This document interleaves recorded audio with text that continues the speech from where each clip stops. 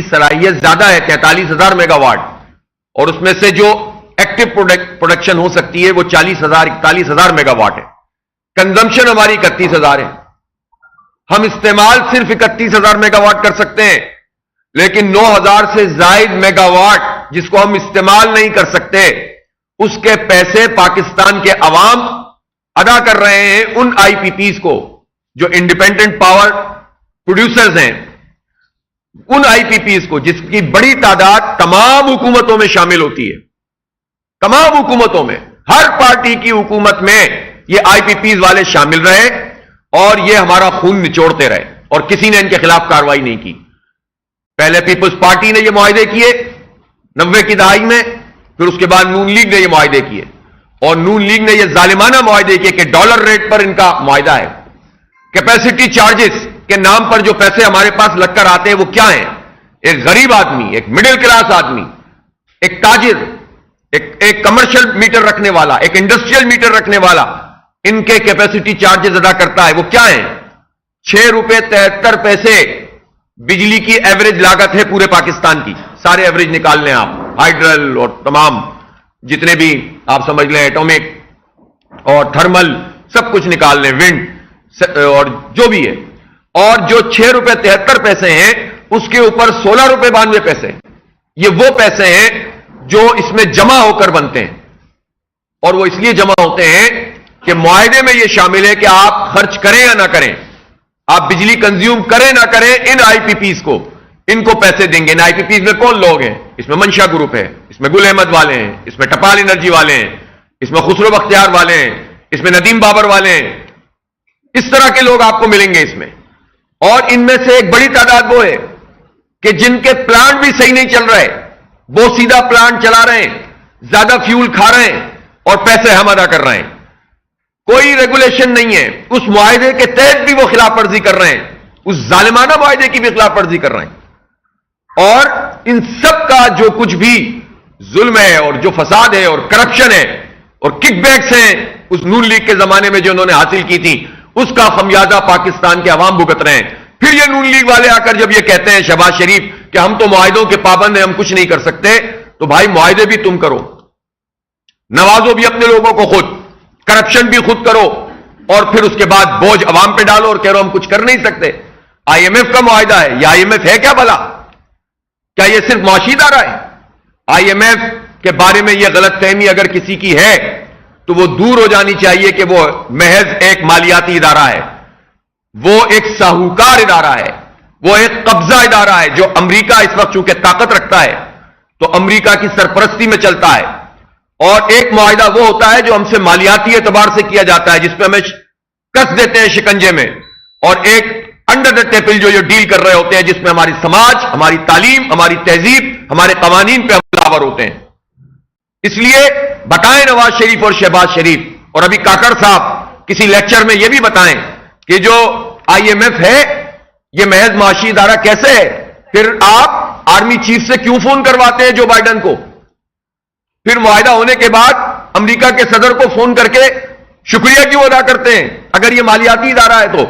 اس کا مطلب یہ ہے کہ یہ شکنجے میں کستے ہیں، اور 76 سال سے یہ لوگ حکمران طبقہ انہوں نے ہمیں قرضوں میں جکڑ دیا ہے، اور ہماری نظریاتی اور معاشی دونوں اعتبار سے جو ہماری سوورنٹی ہے، ہماری جو خود مختاری ہے، اس کی سودے بازی کرتے ہیں یہ لوگ. اس لیے لوگوں کو دھوکہ دینے کے لیے انہوں نے پچھلے دنوں میڈیا پہ بعض اینکرز کے ذریعے آئی ایم ایف کی فضیلتیں بیان کروانا شروع کی، ذہن سازی کرنا شروع کی کہ اس کے بغیر ہم جی نہیں سکتے. اور بھائی اسی کی وجہ سے ہم تباہ ہوتے ہیں. یہ جو ملی بھگت ہے حکمران طبقے اور آئی ایم ایف کی، عوام نہیں معاہدہ کرتے ہیں، عوام نہیں قرضہ لیتے، یہ قرضہ تو وہ حکمران طبقہ لیتا ہے جو 76 سال سے حکومت میں ہے. وہ تو 1 یا 2% بھی نہیں ہے. وہ انگریز کا غلام، وہ جاگیردار طبقہ، وہ طاقتور لوگ جو کبھی ڈکٹیٹر بن کے کبھی نام نہاد جمہوریت کے ذریعے ہم پر مسلط ہوتے ہیں، اور ان کے جونیئر پارٹنر ہمیشہ جاگیردار اور وڈیرے ہوتے ہیں. آپ دیکھ لیں ڈکٹیٹروں کی حکومت ہو یا نام نہاد جمہوریت، سارا جو نظام چلاتے ہیں یا تو وہ آئی ایم ایف کے تیار کردہ ٹیکنوکریٹ یا پھر یہ جاگیردار. اس کے علاوہ آپ کو لوگ نہیں ملیں گے. اور اگر کوئی اکا دکا آ بھی جاتا ہے تو 2-4 دن میں اس کو فارغ کر دیتے ہیں، 2-4 مہینے میں وہ چلا جاتا ہے کہ میں تو کچھ نہیں کر سکتا. اس لیے یہ طبقہ ہم پر مسلط ہے، یہ مراد بھی لے رہا ہے، ان کی فری بجلی بھی ہے، ان کے فری پیٹرول بھی ہیں، ان کی گاڑیاں بھی بڑی بڑی ہیں، یہ چھوٹی گاڑیوں میں ان کو چین بھی نہیں آتا، ان کو مراد بھی زیادہ ملی ہوئی ہیں، اور یہ ہماری تقدیر کے فیصلے کرتے ہیں اور یہ ٹیکس نہیں دیتے۔ جاگیردار طبقے نے پورے سال میں 4 ارب روپے ٹیکس دیا، تنخواہ دار طبقے نے 264 ارب روپے ٹیکس دیا۔ آپ چھوٹے کسان کو چھوڑ دیں، 10 ایکڑ سے اوپر والے پہ ٹیکس لگائیں، ذرا لگا کے تو دیکھیں، یہ ہزاروں ارب روپے بنیں گے۔ ان پیسوں سے کیوں نہیں پورا کرتے آپ؟ پھر یہی چینی مافیا بھی ہے۔ ابھی پچھلے دنوں نواز شریف، شہباز شریف کی حکومت میں انہوں نے اور اسحاق ڈار نے مل کر جو چینی کے اوپر کام کیا ہے، جو اربوں روپے کی اور سینکڑوں ارب روپے کی ڈس لگائی ہے پاکستان کی پوری قوم کو، کہ پہلے انہوں نے چینی جو ہے وہ ایکسپورٹ کی، اور پھر اس کے بعد اب یہ چینی کا جب بحران پیدا ہو گیا، 85 روپے کلو کی چینی 185 روپے پہ پہنچ گئی، اب 200 کراس کر گئی، اور اب یہ 220 روپے کے حساب سے امپورٹ کریں گے اور مزید مہنگی بھیجیں گے۔ جو یوٹیلیٹی اسٹور کا دھندا ہے وہ بھی سب کو پتا ہے، ٹرک کے ٹرک جا رہے ہوتے ہیں اور اچانک سے پتا چلتا ہے بارش ہوئی تو چینی گیلی ہو گئی، تو وہ چینی گیلی پھر 50 روپے میں بیچ دی جاتی ہے، 40 روپے میں بیچ دی جاتی ہے۔ کن لوگوں کو بیچی جاتی ہے؟ ان لوگوں کو بیچی جاتی ہے جو پہلے ہی ہم پر مسلط ہیں۔ تو یہ ان کا پورا نیکسس ہے شیطانی قسم کا، جو ہم پر مسلط ہے، پھر یہ کہتے ہیں ہم کم نہیں کر سکتے۔ اور بھائی کرپشن چھوڑو، لوٹ مار چھوڑو، ہمیں وہ سارے حقائق پتہ ہونے چاہیے۔ یہ ہمارا حق ہے پاکستانی قوم کی حیثیت سے اور شہری کی حیثیت سے، رائٹ آف انفارمیشن کے تحت آئی پی پیز کے تمام معاہدے سامنے لائے جائیں، کے الیکٹرک کا پورا معاہدہ اور اس کے اوپر جو عمل درآمد ہوا ہے اس کو سامنے لایا جائے، فارنزک آڈٹ کیا جائے، تو پتہ چل جائے گا کہ کون ایماندار ہے اور کون بے ایمان ہے۔ سارے ایماندار نچوڑ کر سامنے آ جائیں گے کہ انہوں نے کتنے کتنے پیسے کھائے اور قوم کو دھوکہ دیا ہے۔ یہ آئی پی پیز کے معاہدے کرنے والے اور اس کو برقرار رکھنے والے یہ قوم کے خیر خواہ نہیں ہو سکتے، قوم کے دشمن ہیں، ان کو پہچاننا پڑے گا۔ اس لیے یہ کہہ کر جان نہیں چھڑائی جا سکتی کہ نگراں حکومت کے پاس اختیار نہیں ہے۔ میں پوچھنا چاہتا ہوں، پیٹرول کی قیمت بڑھانے کا اختیار ہے، گھٹانے کا نہیں ہے۔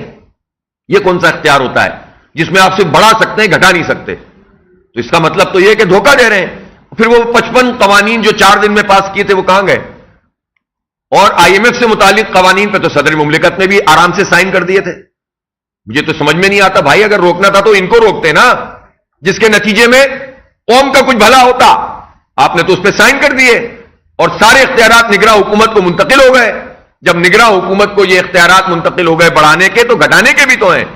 اچھا، اگر گھٹانے کا نہیں ہے تو آج یہ خبر کیوں چھپی ہوئی ہے کہ ہم 300 یونٹ والے پہ اتنا ریلیف دے دیں گے 3000 کا، اور 60,000 کے بل والے کو ہم 13,000 کا ریلیف دے دیں گے؟ وہ ریلیف آپ کس اختیار کے تحت دیں گے؟ اس لیے یہ دھوکے بازی نہ کی جائے، پورا اختیار ہے، آپ پیسے کم کریں۔ اور اگر آپ کو آئی ایم ایف اتنی ہی عزیز ہے تو آپ اس کو نہ چھیڑیں، آپ کے اندر تو یہ جرت ہی نہیں ہے کہ آپ اس سے کوئی چیز ریوائز کر سکیں، تو پھر آپ اپنے اللہ تللے کم کریں۔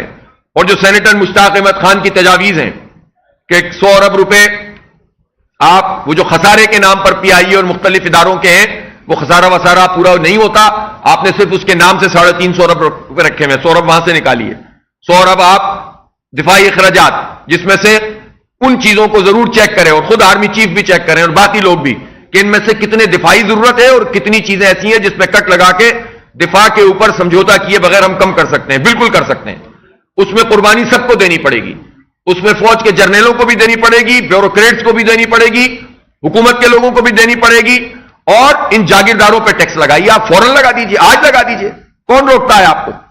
آپ ایک آرڈیننس کے ذریعے سے ٹیکس لگائیں نا، ان سے وصول کیوں نہیں کرتے؟ اسی مہینے میں آپ کو 100 ارب روپے سے زیادہ مل جائیں گے۔ بینک کے کھاتے تو ہوں گے نا ان جاگیرداروں کے، اپنے ہوں گے یا بیٹوں کے ہوں گے یا بیٹیوں کے ہوں گے یا کسی ملازم کے ہوں گے۔ دیکھیں، پاکستان کی ریاست الحمدللہ یہ صلاحیت رکھتی ہے کہ وہ پاتال تک پہنچ سکتی ہے۔ ہمیں اپنی ان اداروں کے اوپر یہ اعتماد ہے کہ جب یہ پکڑنا چاہتے ہیں تو ایک ایک آدمی کو پکڑ سکتے ہیں۔ تو پھر اس کا مطلب یہ ہے کہ کوئی جاگیردار بچ نہیں سکتا فیک اکاؤنٹ رکھ کر، پھر کوئی کرپٹ اور ایسا آدمی کہ جس نے سسٹم کے نام پر سندھ میں چیزوں کو چلایا وہ بچ نہیں سکتا۔ اگر بچا ہوا ہے تو سب کے لیے سوالیہ نشان ہے، سب کے لیے سوالیہ نشان ہے کہ کیوں بچا ہوا ہے وہ آدمی، جو اربوں खरबों रुपए खा रहा है और उसको कोई पकड़ नहीं रहा। नैब पकड़ती है ना, पॉलिटिकल बुनियादों पे तो नैब पकड़ती है लोगों को, लेकिन जो सही बुनियादें हैं उनके ऊपर पकड़े ना, तो सब पता चल जाएगा कौन कितने खाते में, कौन कितने पानी में।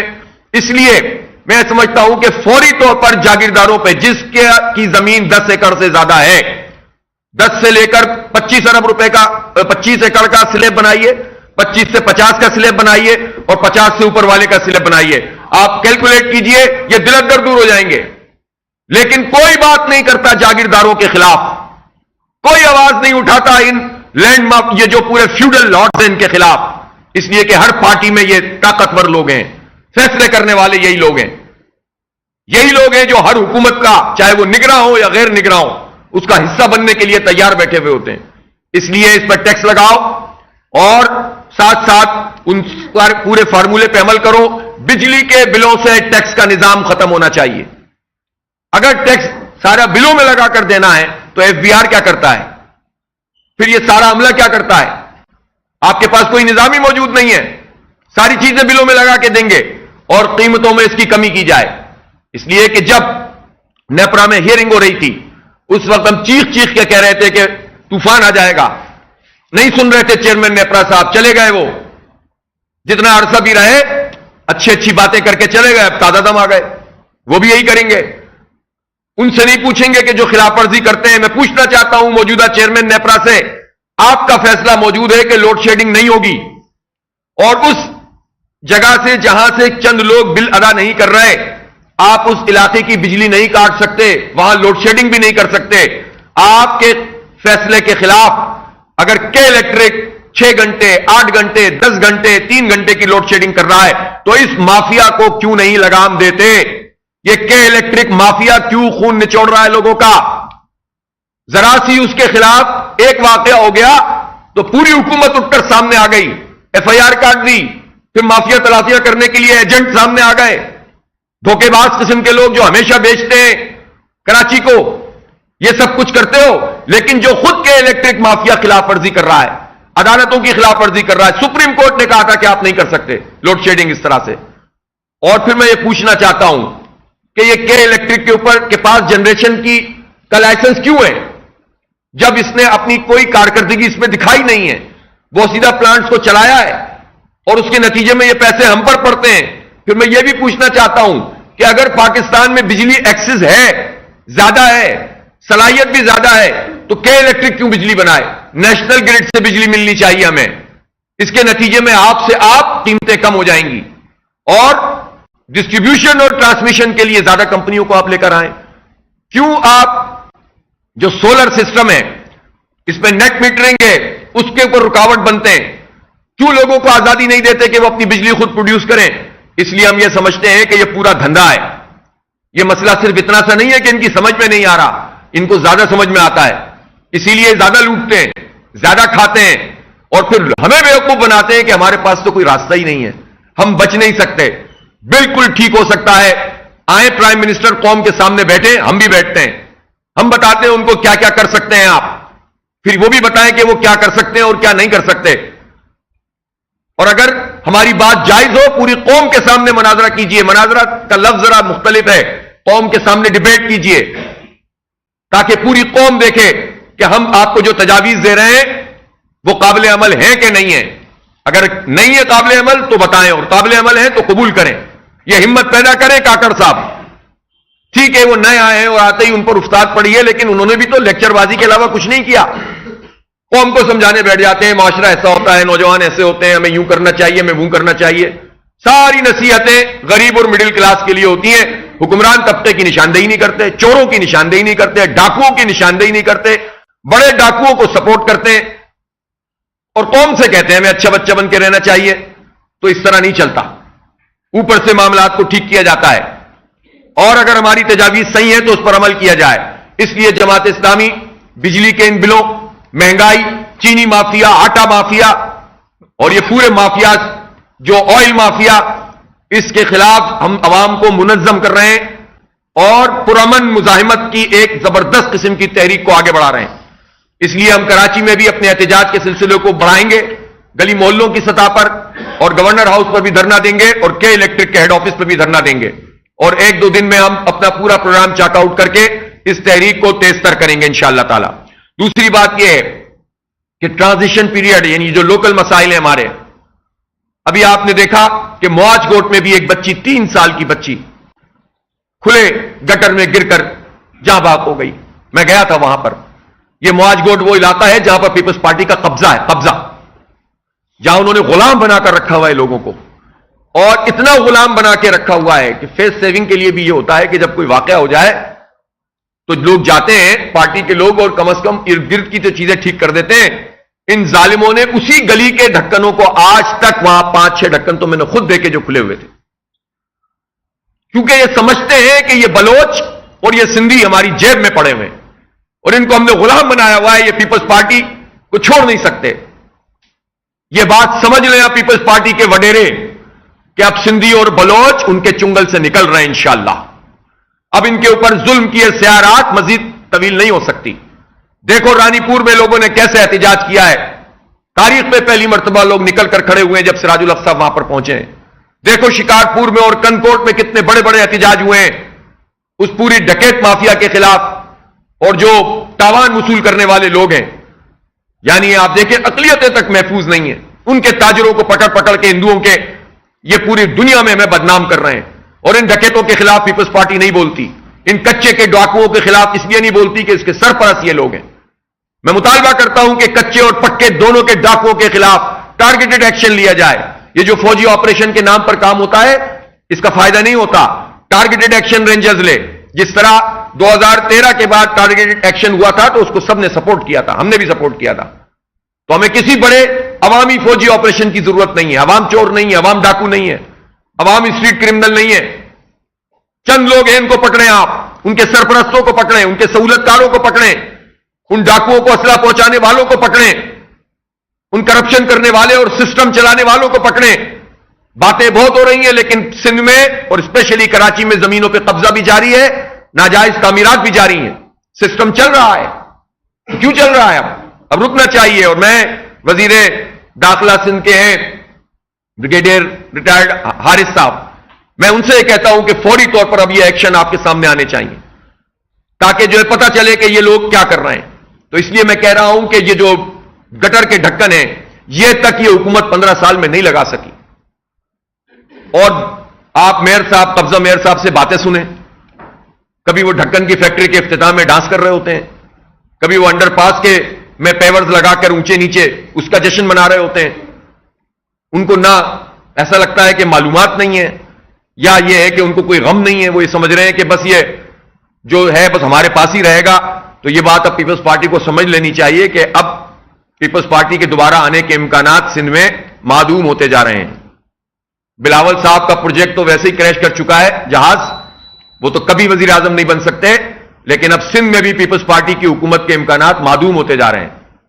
اس لیے جو آپ کے پاس چیز موجود ہے اختیار کی صورت میں آپ استعمال کریں. واٹر بورڈ آپ کے پاس ہے, اور ڈھکن کی فیکٹریاں نہ لگائیں. جو طریقہ کار موجود ہے اس کے مطابق کام کریں. یہ کام تو دوسرے لوگوں کو, فیکٹری تو وہ لگائے گا جو تاجر ہوگا, جو اپنی فیکٹری پرائیویٹلی لگائے گا. ہمیں کیا ضرورت ہے کہ یہ فیکٹریاں لگا لگا کے دھوکہ دیں. اب پچھلے دنوں ڈھکن تقسیم کی جو انہوں نے تقریب کی تھی اور اس میں اعلان کیا تھا, اس میں تو دیے نہیں, کہا کہ اگلے ہفتے سے اتنے ڈھکن ملیں گے. لیکن بتائیں میئر صاحب کے کتنے ڈھکن دے دیے انہوں نے. تو اب یہ بچے جو گر گر کر مر رہے ہیں, کبھی میمن گوٹ میں آپ دیکھیں نا پچھلے سال میں 60 کے قریب یہ واقعات ہو گئے, اور کتنے تو ایسے ہیں. میں جب وہاں پر گیا بچی کی تعزیت کے لیے تو ہمارے جماعت کے ساتھی نے بتایا کہ اس وقت ہم نے وہاں بلدیہ ٹاؤن میں ایک بچہ گر گیا تھا, ہم نے فوری طور پر الحمدللہ نکال لیا اس کو. کتنے واقعات تو ایسے ہوتے ہوں گے. کوئی موجود ہوتا ہے تو نکال لیتا ہے, جو موجود نہیں ہے تو مر جائیں بس. یہ ہے ان کا کام. گلشن اقبال کا وہ ابھیان ابھی تک ماں باپ تلاش میں ہے کہ شاید وہ زندہ ہو, کہیں نکل گیا ہو, وہ بھی اسی طرح گرا تھا. تو آپ یہ سوچیں کہ کیا بیتتی ہے لوگوں کے اوپر, لیکن ان ظالموں کے کانوں پہ جوں نہیں رہی تھی. پھر یہ ٹرانزیشن پیریڈ جس کو انہوں نے ٹاؤنز کی سطح پہ ختم کیا ہے, اچھا کیا ہے, لیکن یہ کیسا پیریڈ ختم کیا ہے جس میں آپ نے یہ نہیں بتایا کہ عملہ کتنا ہوگا, گاڑیاں کس کو کتنی ملیں گی, دفتر ابھی تک پورے نہیں ہیں. اسی طرح یو سیز کی تو ٹرانزیشن ختم ہی نہیں کی انہوں نے. تو یہ کیوں ڈیلے کر رہے ہیں؟ یہ جو پیپلز پارٹی مسئلہ چھوڑ کر گئی ہے انشاءاللہ، لیکن یہ وقت ہے، اس میں فوری طور پر نگراں حکومت کا یہ کام ہے۔ میں سی ایم صاحب سے یہ درخواست کرتا ہوں، مطالبہ کرتا ہوں کہ ٹرانزیشن پیریڈ کو نہ صرف یہ کہ یہ ختم کریں بلکہ منصفانہ طریقے سے تمام چیزیں تقسیم کریں، اور یہ جتنا بھی سندھ سالڈ ویسٹ مینجمنٹ ہے یا یہ واٹر اینڈ سیوریج بورڈ ہے یا اسی طرح سے ایس بی سی ہے، اس کو ڈیوالو کریں۔ ڈیوالو کا مطلب ان سے زیادہ کون قانون جانتا ہے مقبول باقر صاحب سے؟ جو آئین میں لکھا ہوا ہے کہ ڈیولیوشن آف پاور کا مطلب ہوتا ہے ٹرانسفر آف پاور۔ اس میں مالیاتی، سیاسی اور انتظامی اختیارات منتقل کیے جاتے ہیں، ڈیلیگیٹ نہیں کیے جاتے۔ آپ ماتحت کریں ٹاؤنز کے اور یو سیز کے اس واٹر بورڈ کے عملے کو، آپ دیکھیں رزلٹ آنا شروع ہو جائے گا۔ اور جب ہم یہ بات کرتے ہیں تو ہم یہ تو نہیں کہتے کہ صرف جماعت اسلامی کے ٹاؤن میں کریں، ہم تو یہ بھی کہتے ہیں کہ آپ پیپلز پارٹی کے ٹاؤن میں بھی یہ کام کریں، پھر دیکھیں گے کس کی کتنی پرفارمنس ہے۔ سب کو اختیار دیں۔ تو واٹر بورڈ کا عملہ بھی اگر ماتحت ہوگا، ماتحت کا مطلب کیا ہوتا ہے؟ آپ ہائر کر سکیں، آپ فائر کر سکیں، آپ اس کی سیلری روک سکیں، آپ منتقل کر سکیں، ٹرانسفر اور پوسٹنگ کر سکیں۔ اگر ٹاؤن کا چیئرمین واٹر بورڈ اور سیوریج بورڈ کے عملے کو وہ چینج نہیں کر سکتا تو اس کا اختیار کوئی نہیں ہے۔ یہ تو محبت کی بات ہے، کسی نے مان لی کسی نے نہیں مانی۔ کچھ اچھے افسر ہوتے ہیں مان لیتے ہیں، کچھ نہیں ہوتے وہ نہیں مانتے۔ اسی طرح کچرا چننے کا نظام دنیا میں کہیں ایسا ہوتا ہے کہ بلدیاتی اداروں کے پاس اختیار نہ ہو، انڈیپینڈنٹ ایک پیرلل سسٹم چل رہا ہو۔ تو ڈیولیوشن آف پاور جس کا فیصلہ آ چکا ہے سپریم کورٹ کا، اب نگراں حکومت یہ نہیں کہہ سکتی کہ ہم جو ہے وہ نگراں ہیں، وہ اس کو امپلیمنٹ کر سکتے ہیں اس فیصلے کی روشنی میں آرڈیننس کے ذریعے۔ گورنر سے آرڈیننس لیں، نافذ کریں، اور جب اسمبلی آئے گی وہ اس کو اوکے کر دے گی۔ تمام ٹاؤنز اور یو سیز کی سطح پر واٹر اینڈ سیوریج بورڈ کے عملے کو ڈیوالو کریں۔ اسی طرح سے یہ جو ہمارا کچرا سندھ سالڈ ویسٹ مینجمنٹ اور کراچی سالڈ ویسٹ مینجمنٹ ہے اس کو ڈیوالو کریں، اور اسی طرح سے بلڈنگ کنٹرول اتھارٹی کو، سندھ بلڈنگ کنٹرول اتھارٹی کا کیا مانی بھائی؟ Karachi building control authority Sindh building control کیسے ہو گئی؟ پھر یہ جو M D A, L D A, یہ جو ساری چیزیں انہوں نے بنائی ہوئی ہیں اور اسی کے تحت سسٹم چل رہا ہے، ذرا سا کسی کا نام لے تو تکلیف شروع ہو جاتی ہے۔ یہ کہہ کر جان نہیں چھوٹ سکتی کہ ہمارے ذمہ کوئی کام نہیں ہے۔ اسی طرح ظاہر ہے کہ باقی اور بھی بہت سی چیزیں ہیں، اس کو انشاءاللہ مردم شماری اور اس پر ہم بعد میں بات کریں گے۔ آپ کا بہت بہت شکریہ۔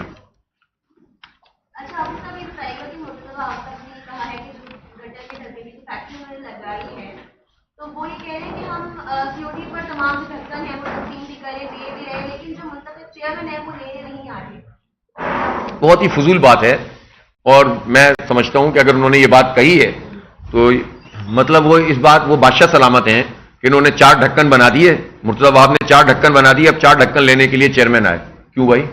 آپ کے ڈھکن ہم کیوں لیں؟ آپ اپنے واٹر اینڈ سیوریج بورڈ کا عملے جو پورا کا پورا موجود ہے، یہ اس کا کام ہے، یہ سیوریج بورڈ کا کام ہے کہ وہ گٹروں کے اوپر ڈھکن لگائیں۔ وہ یو سی چیئرمین کا انتظار کیوں کر رہے ہیں؟ وہ لیں اور چیئرمین کو بتائیں کہ فلاں فلاں جگہ پہ ہم نے لگا دیا ہے، آئیں ہم مل جل کر جو ہے وہ اس کی حفاظت بھی کریں اور کام بھی کریں۔ تو کوئی چیئرمین بھی نہیں چاہے گا کہ اس کے جگہ پہ یہ جو بات ہے نا، اور یہ بالکل غلط بات ہے۔ کتنے ڈھکن تیار ہیں اور کتنا آپ نے فراہم کیے ہیں، اس طرح کی چھوٹی باتیں نہیں کرنی چاہیے جناب۔ بہت شکریہ جناب۔ بہت شکریہ۔ سوال ہوا آپ کا سوال سر؟ آج ان کو آج صبح جو ہے وہ ان کے یہاں جو ہے نہیں سر ایسی بات نہیں، آپ اچھے موڈ سے کریں آپ اچھے موڈ سے کریں ہو گیا۔ شکریہ سر، شکریہ۔